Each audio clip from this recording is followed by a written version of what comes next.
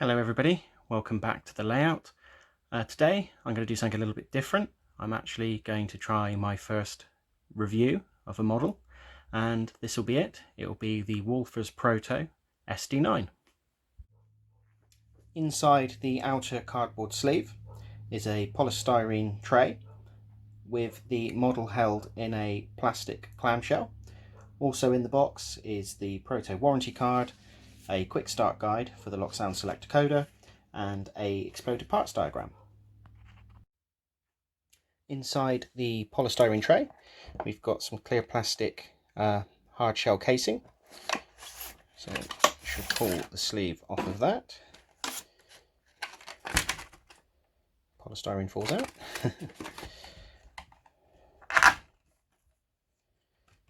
Hard plastic shell with soft plastic to stop any paint rubbing off. So with the model out of the box and on the track, let's have a look at some of the details. Starting at the front, there is a sand filler hatch, handrails, a firecracker antenna, two single tone horns, and some spark arresters. These are the Milwaukee style spark arresters, and I must say the supporting struts are actually very fine on this, so well done to Walthers for actually managing to pull that off. At the rear of the locomotive we have a winterization hatch and some separately applied plumbing there, and another sand filler hatch and more handrails. At the front of the locomotive we have some guttering strips here on the roof, an all-weather window, and a speed recorder mounted to the rear axle here of the lead truck on the engineer's side. On this side we also have some plumbing for the two separately fitted air tanks. There's some quite nicely moulded louver detail here, and you can see the very fine supports for the spark arresters. And at the rear we have a ratcheting handbrake and some quite nicely moulded radiator grills. On the front of the model we have a metal Protomax coupler, some footboards on the pilot which actually you can see through, and multiple working cables. There is no drop step, but there is separately fitted ladders and grabs. Moving on to the functions, I have turned the master volume down on CV63. It is very loud straight out of the box, so I have turned that down before we go through these. So function 0, headlight. Function 1 is the bell.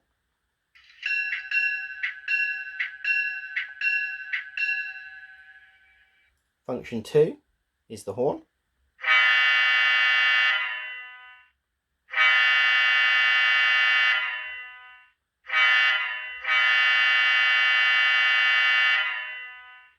There are other horn options. I must admit I haven't actually explored them yet. Function 3 is coupler crash.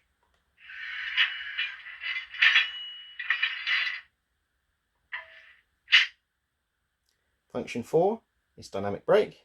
This loco isn't dynamic brake equipped. 5 would be warning lights if they are so fitted. Again, this model doesn't have a Mars light or anything like that, so function 5 is unassigned.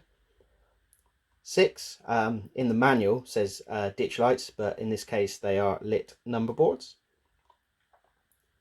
7 is compressor. 8 starts up and shuts down the prime mover.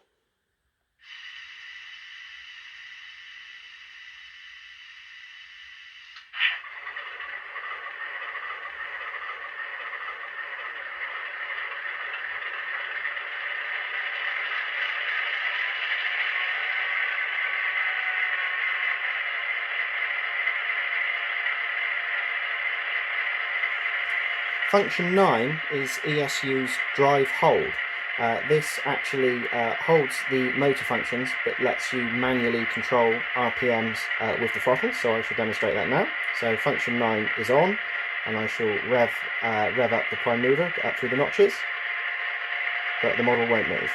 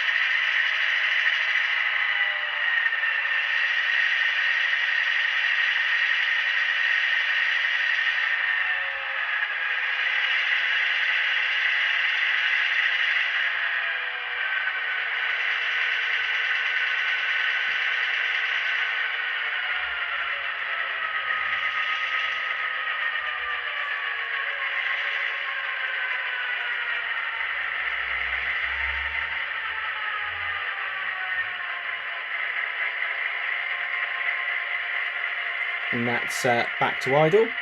Function 10 is the independent brake, and function 11 will be another auxiliary light if one is fitted. Right, so let's have a look at performance. This is in 128 speed steps. So speed step 1 in forwards.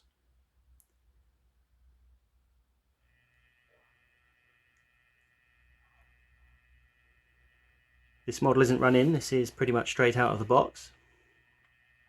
Speed step 2.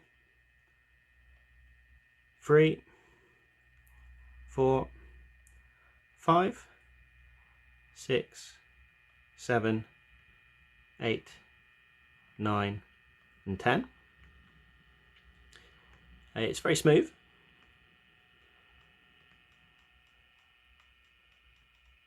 Back to 0 and reverse. Speed step 1, 2, 3, 4, 5, 6, 7, 8, 9, and 10.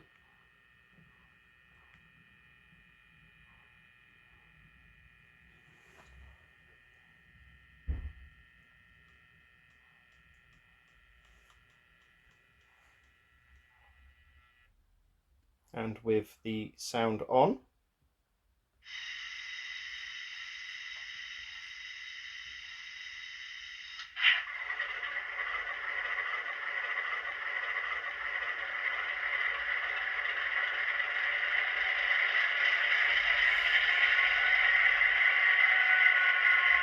Speed step 1.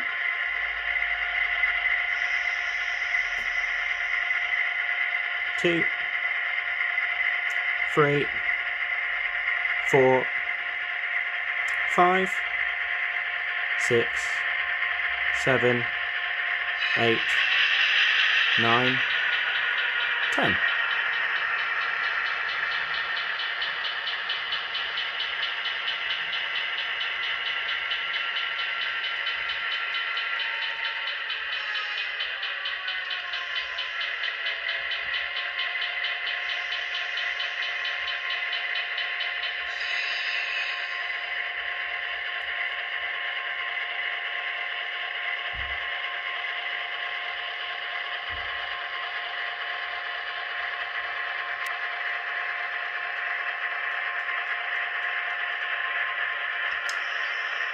I will just do the engine shutdown on function 8,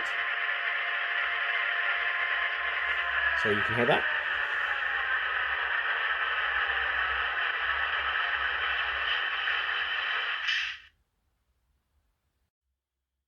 In conclusion, this is a fantastic model, well done to Walthers. The detail is exceptional, very fine and very well applied. The colouring looks, to my eye, very good and very well applied. No fuzzy paint or anything like that. Everything is quite clear and legible. As said, all the road specific detail is there for the Milwaukee Road.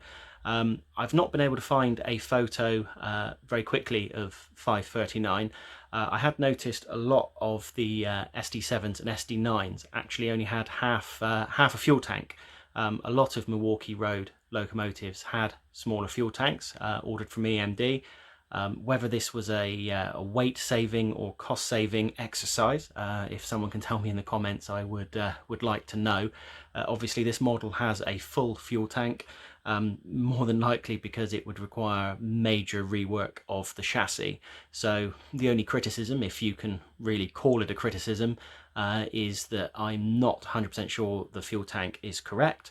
But then again, like I say, I can't hold that against the model because it would require a huge amount of work to rework the chassis, and I'm imagining most other railroads had the largest tanks they could, and it was a Milwaukee Road thing with the smaller tanks. So I'm going to leave you with some running shots of the locomotive, and thank you for watching.